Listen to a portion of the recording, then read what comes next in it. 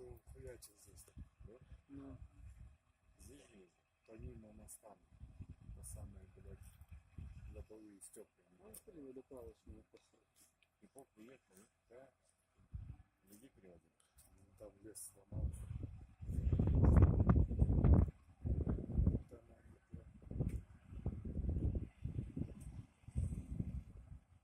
Там Промазал. Не туда, блядь, не туда. Пиздец, куда? Все. Газ выдал. Я забыл. Забуксовал.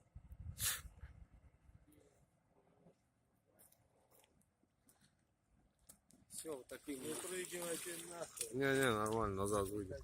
Сейчас мимо моста уйдет.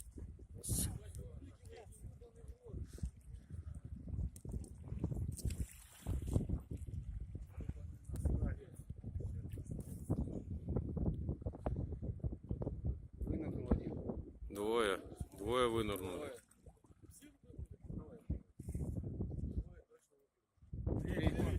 Все вынырнули.